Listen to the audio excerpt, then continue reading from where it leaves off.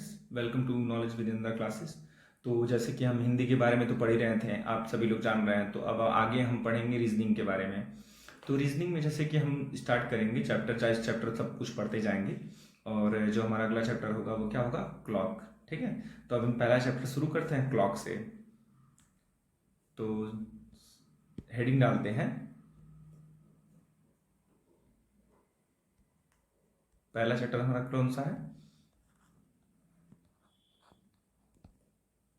Clock. ठीक, तो chapter हमारा पड़ गया, हेडिंग क्लॉक। अब आगे चलते हैं। तो क्लॉक में जैसे अलग अलग क्वेश्चंस हैं, कुछ मिरर इमेज से क्वेश्चन आएंगे, कुछ आपके वाटर इमेज से क्वेश्चन आएंगे। क्लॉक के बीच में एंगल्स बनते हैं और किस एंगल पे घड़ी की सुई किस टाइम पे होगी, ये क्वेश्चन बनते हैं। ठीक है, तो इसमें अलग अलग टाइप के क्वेश्चन होंगे, उन सभी को हम एक एक करके पढ़ते जाएंगे। जैसे कि पहला जो हमारा टॉपिक होगा, जो पहला टॉपिक होगा वो मिरर इमेज से होगा। कहाँ से होगा? मिरर इमेज से। ठीक, पहला टॉपिक हमारा मिरर इमेज से है। जैसे कि जिसे हम हिंदी में क्या बोलते हैं? दर्पण प्रतिबिंब। क्या बोलेंगे? दर्पण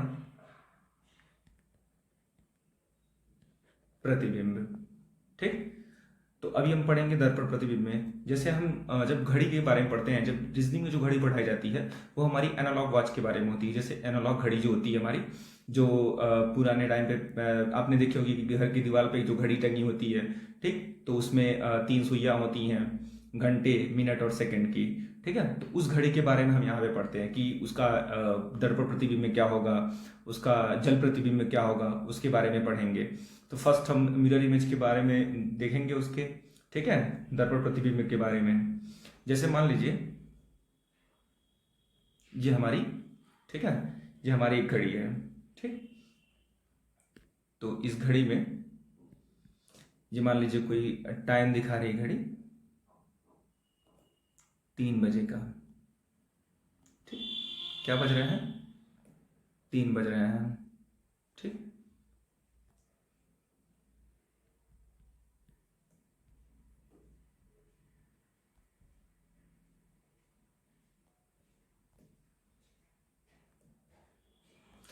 क्या बज रहे हैं? 3 बज रहे हैं। तो 3 बज रहे हैं तो यही पूछ देगा आपसे क्वेश्चन में, कि किसी भी टाइम को लेके पूछ सकता है कि ये बताइए कि जब 3 बज रहा था तो उस समय जो मान लीजिए दीवार पे घड़ी हुई, जो दीवार पे टंगी जो घड़ी है, उसके उस घड़ी में अगर 3 बज रहे हैं तो उस समय दर्पण प्रतिबिंब पे क्या होगा। ठीक, तो ऐसे करके जितने भी क्वेश्चन आएंगे उसके लिए आप सिंपल से एक ट्रिक को फॉलो करेंगे। ठीक है, आप क्या करेंगे? जो भी टाइम होगा,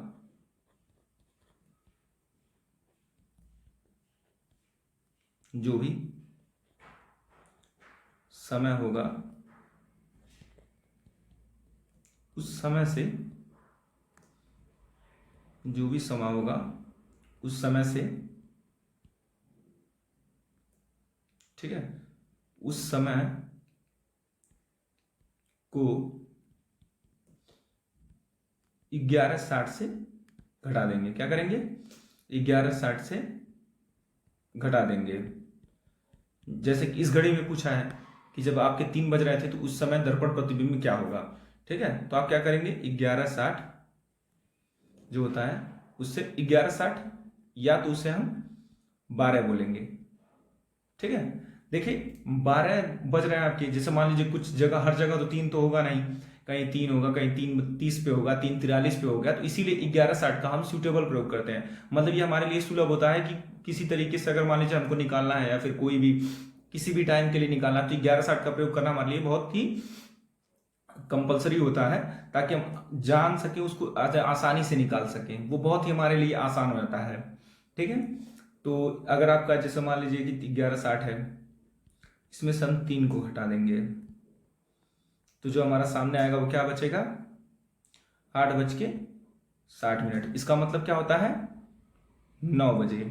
ठीक है, तो अगर आपसे कोई पूछा कि दर्पण प्रतिबिंब में बताइए, दर्पण प्रतिबिंब में, ठीक है, जब घड़ी में 3 बज रहे थे तो दर्पण प्रतिबिंब में क्या होगा? तो क्या होगा? 9 बजेंगे। ठीक है, क्या होगा? 9 बजेंगे। तो आप सभी समझ गए होंगे। इस तरीके से हम बहुत सारी क्वेश्चंस को प्रैक्टिस करेंगे। जैसे मान लीजिए किसी घड़ी में अगर 10:42 हुए हैं। ठीक, तो उसका दर्पण प्रतिबिंब क्या होगा? 10:42 हुए हैं, तो उसका दर्पण प्रतिबिंब क्या होगा? ठीक है, तो अगर हमें क्या करना है, हम सिंपल से जानते हैं कि हमको क्या करना है, 1160 से घटा देना है। क्या करना है? 1160 से घटा देना है। तो इसको हम क्या करेंगे, 1160 से घटा देंगे तो क्या आ जाएगा, हमारा दर्पण प्रतिबिंब आ जाएगा। ठीक है, हमारा दर्पण प्रतिबिंब आ जाएगा। तो क्या बजेंगे, 1:18। क्या बजेंगे दर्पण प्रतिबिंब में? 1:18। अब आपको अलग अलग टाइम देते हैं, आप स्वयं कीजिए। जैसे मान लीजिए आपका 9:45 हो रहा है। ठीक, अगला क्वेश्चन आपका कि 7:34 हो रहा है, उसका दर्पण प्रतिबिंब क्या होगा? ठीक है, मिरर इमेज क्या होगा, दर्पण प्रतिबिंब क्या होगा? तो आप क्या करेंगे, सिंपली इसको 1160 से घटा देंगे तो आपका आंसर आ जाएगा। ठीक है, 7:34 को घटाना तो क्या करेंगे, हम 1160 से घटा देंगे, हमारा दर्पण प्रतिबिंब निकल जाएगा। ठीक है, क्या होगा, दर्पण प्रतिबिंब निकल जाएगा। तो बहुत इजीली हम मिरर इमेज फाइंड कर सकते हैं, मतलब कि दर्पण प्रतिबिंब फाइंड कर सकते हैं, निकाल सकते हैं। तो अब तक हमने जो देखा उसको समझेंगे कि हमने क्लॉक टॉपिक शुरू किया। क्लॉक टॉपिक में सबसे पहला हमारा जो टॉपिक था वो मिरर इमेज था। ठीक है, दर्पण प्रतिबिंब। तो जब भी हमें दर्पण प्रतिबिंब निकालना होगा, जो भी समय होगा उस समय को हम 1160 से घटा देंगे। क्या करेंगे, उस समय को हम 1160 से घटा देंगे तो हमारा जो भी टाइम होगा उसका दर्पण प्रतिबिंब निकल जाएगा। जैसे मैंने पहले एग्जांपल लिया 3 बजे का, तो 3 अगर बज रहे हो तो दर्पण प्रतिबिंब कितना बजेगा, 9 बजे। और 1160 क्यों लेते हैं, क्यों 12 नहीं लेते हैं? 12 ना लेने का कारण क्या हो गया कि भैया अगर हम 1160 लेंगे तो जब 1160 लेंगे तो उसमें बहुत इजीली हम क्या करेंगे, उन चीजों को घटा सकते हैं। ठीक है, जैसे कोई टाइम सेकंड दिया रहेगा तो उसको हम घटाने में सक्षम रहेंगे। ठीक है, तो आप सभी लोग बिल्कुल अच्छे से समझ गए होंगे कि कैसे हम इसको करेंगे। ठीक, अब आगे चलते हैं। ठीक, अभी एक और है, जैसे मान लीजिए अगर आपको टाइम दे दिया, ठीक, अगर आपको टाइम दे दे, कोई ऐसा टाइम दिया जैसे सही में, जैसे 10:42 सही, 2/7 बजे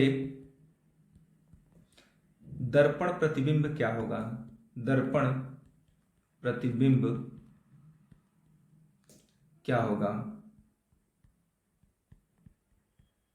ठीक है, अब इसको कैसे सॉल्व करेंगे? मान लीजिए अभी तो इस 1160 और ज्यादा टाइम लेना नहीं है हमें एग्जाम में सबसे फास्ट से फास्ट करना है। क्या करना है, फास्ट से फास्ट करना है। तो अगर फास्ट से फास्ट करने के लिए हम क्या करेंगे, इसको जैसे मान लीजिए इसको 10 लिखें, इसको क्या होता है 42 + 2/7 होता है। इन सभी को हम अलग अलग ले लेंगे। क्या करेंगे, अलग अलग ले लेंगे।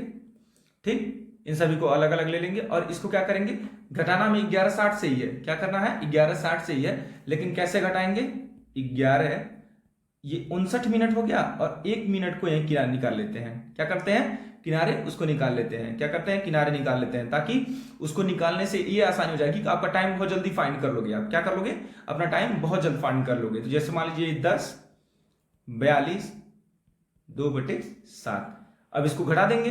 अब इसको जब घटाएंगे तो क्या आएगा, यहां पे घटा दिए, एक है तो 2/7, तो यहां आपका 5/7 हो गया। ठीक, 2/7, 7 × 9 7 और 7 से 2 गया तो 5, तो 1 में से 2/7 घटाएंगे तो 5/7 आ गया। और 59 में से 42 को घटाएंगे, 59 में से जब 42 को घटाएंगे तो कितना आ जाएगा, 9 में से गया 2 और 5 में से 4 गया तो 1 और 11 में से 10 गया तो 1। इसका मतलब है बहुत इजीली निकल के आ गया कि आपका जो टाइम होगा वो क्या होगा, दर्पण प्रतिबिंब क्या होगा, 1:17 5/7। ठीक, ये आपका क्या हो गया, आंसर हो गया। क्या हो गया, ये आपका उत्तर हो गया।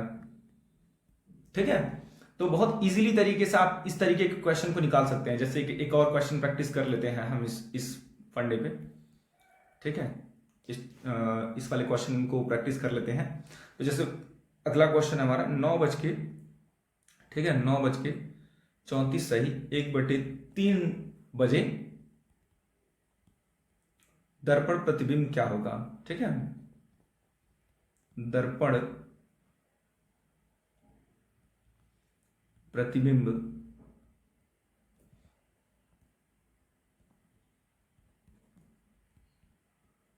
क्या होगा। ठीक, तो इसको भी कैसे करेंगे, सेम वही अपनाएंगे हम। 11:60 होता है ना, तो इसको ऐसे लिख लेंगे 11:59 और 1, और इसको हम ऐसे ही 9:34 और 1/3 को यहां रख देंगे। अब 1 में से 1/3 गया 2/3, और 59 में से 34 गया 9 में से 4 गया 5, और 5 में से 3 गया 2, 11 में से 9 गया 2। तो इजीली आपका आंसर आ गया 2:25, 2 सही बटे 3। ठीक, कितने इजीली आपने निकाल लिया। अगर इसी मान ली 11:60 से करते तो फिर आपको मल्टीप्लाई करते, फिर आप उसमें गुणा करवाते, उसको सही में करते, फिर उसके बाद आप निकालते।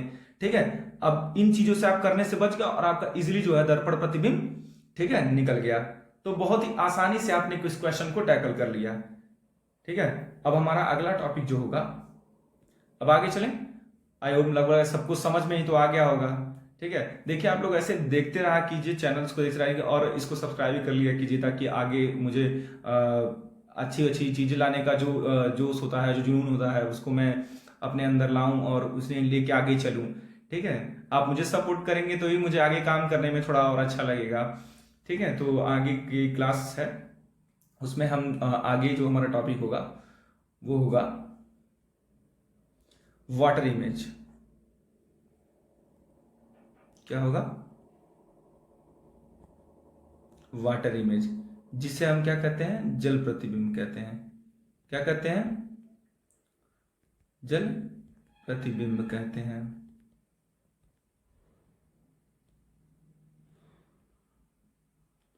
ठीक, देखिए जल प्रतिबिंब जो होता है, जल प्रतिबिंब में अक्सर डेटा एक्यूरेट नहीं आता है। ठीक है, जल प्रतिबिंब में अक्सर डेटा एक्यूरेट नहीं आता है, इसलिए इसका जो तरीका भी होता है वो थोड़ा डिफरेंट है, थोड़ा अलग तरीके का है। तो इससे परेशान होने की जरूरत नहीं है। वो आप क्वेश्चन के आंसर्स जो दिए रहेंगे, जो क्वेश्चन में जो ऑप्शंस दिए रहेंगे उसके हिसाब से आप चूज करेंगे। ठीक है, जैसे क्वेश्चन के जो भी ऑप्शन दिए रहेंगे उसके हिसाब से आप चुनेंगे उसे। ठीक, एक चीज मैं यहां पे नोट करके लिखवा देता हूं,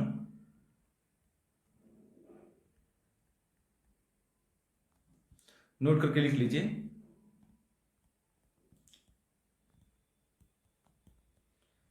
जल प्रतिबिंब में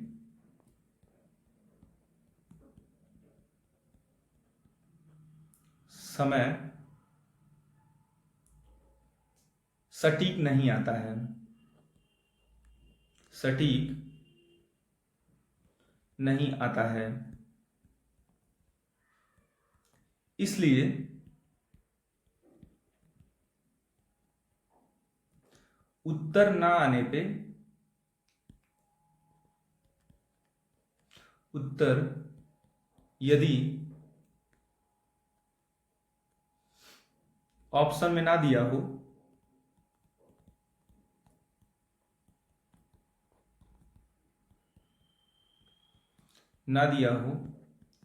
तो 1 घटा के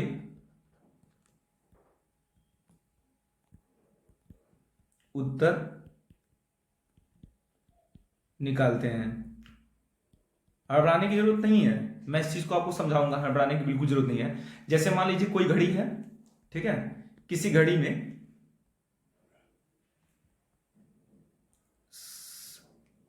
किसी घड़ी में 7:10 हो रहे हैं। ठीक है, मान लीजिए कोई घड़ी है उसमें 7:10 हो रहे हैं। 7:10 बजे जल प्रतिबिंब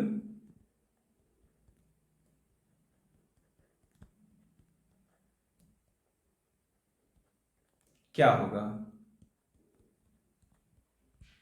ठीक, जब आप इसको सॉल्व करेंगे तो इसमें भी एक ही चीज हम फॉलो करेंगे। देखिए अलग अलग चीजें बताने से वो चीजें सही नहीं होती हैं, ठीक है। इसलिए मैं आपको चाहूंगा कि मैं आपको एक ही चीज बताऊं जो आपके हर क्वेश्चन में फॉलो हो जाए, ठीक। तो इसमें क्या करते हैं हम, नोट करके आप लिख लीजिए।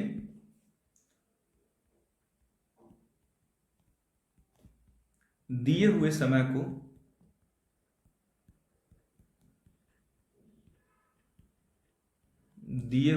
को हम 18:30 से घटाएंगे।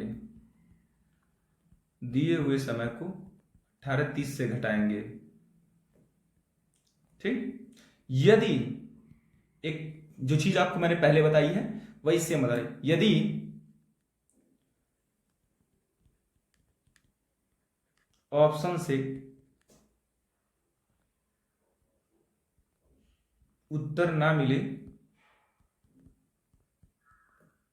तो एक और घटा देंगे। क्या करेंगे, एक और घटा देंगे।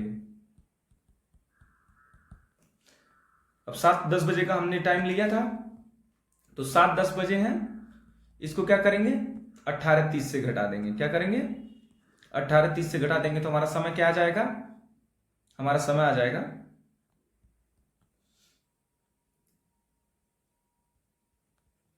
11:20। क्या आ गया 11:20, ठीक है। हमारा समय क्या आ गया 11:20। तो इसी तरीके से जो भी जल प्रतिबिंब हम देखेंगे, जब भी हम उसको सॉल्व करेंगे, अगर मान लीजिए यही हमारा उत्तर मिला दे रहा था, तो एक क्या करते हैं और घटा देते हैं। लेकिन अभी क्वेश्चन को वो ऑप्शन देख के हमें पता चलेगा कि क्या ऑप्शन में दिया हुआ है कि नहीं, ठीक है। तो इसी तरीके से 2-4 क्वेश्चन कर लेते हैं आपके लिए। जैसे मान लीजिए दूसरा क्वेश्चन है कि यदि 5:43 बजे जल प्रतिबिंब क्या होगा, जल प्रतिबिंब क्या होगा, ठीक।